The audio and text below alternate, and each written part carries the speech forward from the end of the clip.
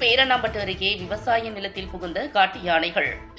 அறுவடைக்கு தயாராக இருந்த வாழை மரம், தென்னை மரம் மற்றும் விவசாய நிலத்தை சுற்றி அமைக்கப்பட்ட கல் கம்ப வேலி சேதம். மூதாட்டி கண்ணீருடன் ஒப்பாரி வைத்து வேதனை.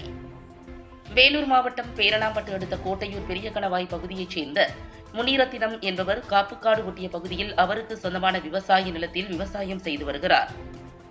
இந்நிலையில் விவசாய நிலத்தில் புகுந்த காட்டு யானை அங்கு அறுவடைக்கு தயாராக இருந்த வாழை மரங்கள், தென்னை மற்றும் மா மரங்களை சேதப்படுத்தியும் விவசாய நிலத்தை சுற்றி அமைக்கப்பட்டிருந்த கல்கம்ப வேலியை விதித்தும் சேதப்படுத்தியுள்ளது.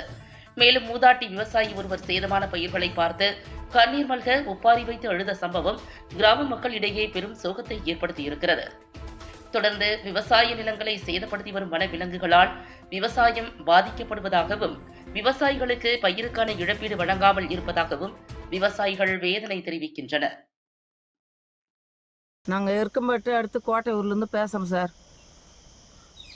இந்த மாதிரி யானைங்க வந்து ராத்திரி 10 மணிக்கெல்லாம் வந்து நிறைய சாதாரணம் பண்ணிட்டு போயிடுச்சு. 1.5 ஏக்கரை நிலம் நாங்கள் 100 செடிக்கு மேலே நாங்கள் மாஞ்செடி வச்சுக்கிறோம். கல்கம்மெல்லாம் உடச்சிட்டு போயிடுச்சு. எங்களுக்கு நிறையா ₹1,00,000 நிறைய செலவு. அதுக்கு நாங்கள் என்ன பண்ணுறதுன்னு தெரியல. இப்போ அப்படியே வயிறு எரிஞ்சுன்னு உக்காந்துக்கிறோம் சார்.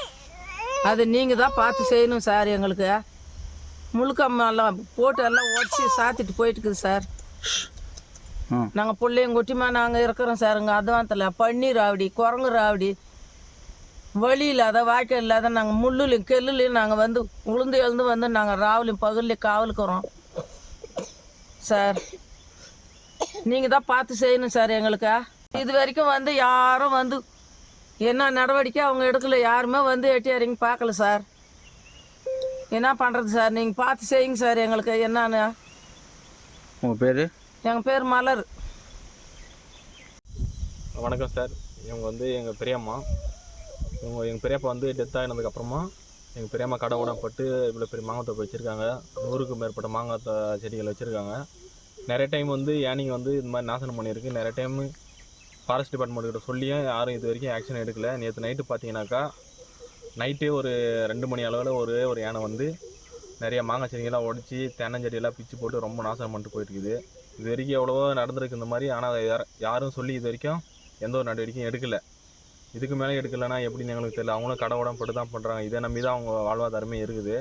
நீங்கள் கொஞ்சம் மேலிடத்துல இதை பற்றி பேசி அவங்களுக்கு எதனா வழிவகுத்தீங்கன்னா கொஞ்சம் நல்லாயிருக்கும். ஃபாரஸ்ட் ஆஃபீஸருங்க நைட்டு வந்தாங்க.